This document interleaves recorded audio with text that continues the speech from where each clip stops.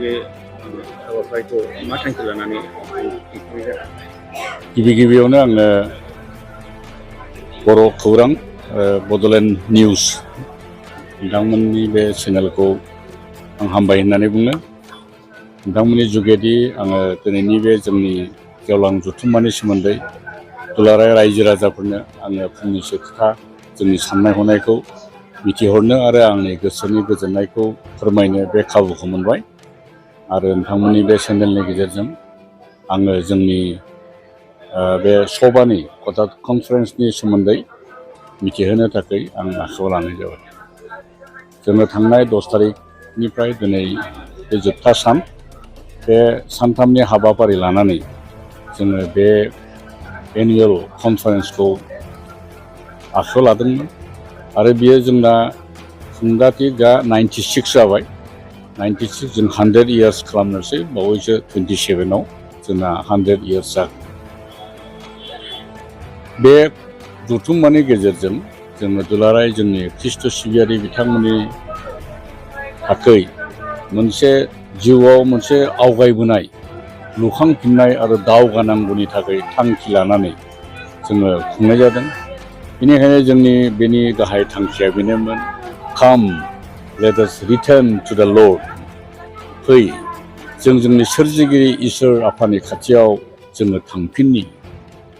बे आयदाखौ लानानै जोंनि दुलाराय खृष्टानफोरनि गेजेराव मोनसे गोदान सिमां, जौगाखांनायनि हाबाफारि लानानै, न'खर खांनायनि थांखि लानानै, गोजोन थासारिखौ जोंनि ओनसोलाव बोरै एरहोलांनांगौ बेखौ जोङो लानानै जोङो बे सानथामनि हाबाफारियाव जोङो फोरोङै जोङो मिथिहोबाय।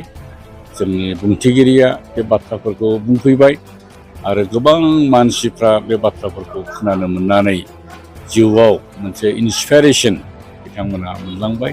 आरो आं आसा खालामो खोनानाय साफ्रोमबो मानसिफ्रा गावसिनि जिउआव माखासेया खोनानायल' नङा, मावनांगौबो थायो। बिथांमोना बे खोथाफोरखौ जिउआव बाहायगोन आरो फैगौ दिनफ्राव जों बिनि फिथाइफोरखौ लासै लासैनो नुनो मोनगोन।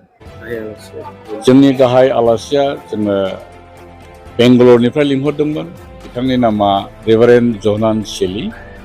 बिथाङा भाइस प्रेसिडेन्ट बेरियान बाइबेल कलेज एन्ड सेमिनारि होननायनि। बिथाङा जोबोद रोंगौथि गोनां आरो बे आयदायावहाय सुबुं दाखांनाय, समाज सिबिनाय, मानसिफोरखौ लुखांनाय आयदायावहाय बे कलेजनि गेजेरजों बिथाङा गोबां स्टुडेन्टफोरखौहाय बेबादि फोरोंनानै बेबादि गोरों खालामदों, आखा फाखा खालामदों।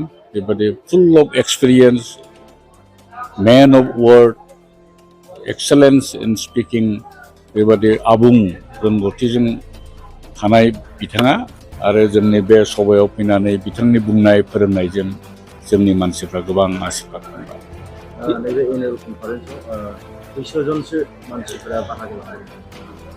थांनाय फ्राइडेआव जागायजेनदोंमोन। बे समाव जोंना मानसिफ्रा एसे खममोन, ओमफ्राय मैया एसे बांसिन जादों।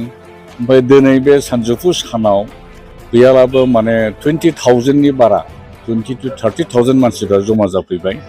दिनैहाय बांसिन जानायनि जाहोना जाबाय, जोंनि जेसेबां गिर्जाफोर दं बिसोरो फुङावनो न'आव गिर्जाखौ खालामनानै बे 12थानि सेसनावहाय बिथांमोना लोगो लाफैदों। आरो बिनि अनगायैबो जोंनि हांख्रायनाय मथे दाब दाब जायगानिफ्राय जेसेबां हायो एसेबां बिथांमोना गारि घरा लानानै फैदों। ओरै अदालगुरिनिफ्राय फैदों, ओरैहाय डिमापुरनिफ्राय फैदों, ओरैहाय अरुणाचलनिफ्राय फैदों, ओरै नेपालनिफ्राय फैदों, बेंगलनिफ्राय फैदों, ओमफ्राय ओरै गवालपारा दुधनै बे एलेकानिफ्राय फैदों, बाक्सा डिस्ट्रिक्टनिफ्राय फैदों। बिथांमोनाबो जोंजों ज' लोगो लाफैबाय। बेनिखायनो नैबे सानजौफुनि गिर्जायावहाय सुबुं सानखोआ बांसिन जादों आरो बिथांमोना बयबो फैनानै जोंखौ सहयोग होबाय। आरोबाव मोनसे जोबोद जों गोजोननाय मोनदों, जोंनि बे खाथि खालानि जेसेबां एमएलएफोर दङ, इएमफोर दङ, ओमफ्राय एमसिएलएफोर दङ, जायफोरखौ जोङो हांख्रायनो मोनबाय। ओमफ्राय बिथांमोना जोंजों लोगोसे फैनानै गावसिनि सुबुरुनथाइ होनायजों जोंनि रायजो राजाफोरखौ बानजायलांबाय। गावसिनि गाहाम मोननायखौ खोन्थालांबाय।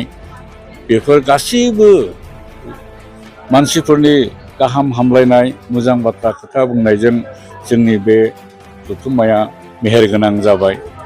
बेखायनो आं आरोबाव गासैबो सफैनो हानाय रायजो राजाफोर, जोंनि हादुंग्राफोर, जोंनावहाय माने एमएलएफोर फैदों, इएमफोर फैदों, गासैबो बिथांमोनखौ आरोबाव आङो खेबसेबाव नोंथांमोननि जुगेदि आङो हामबाय होनना बुंदों। जोङो कृतज्ञ।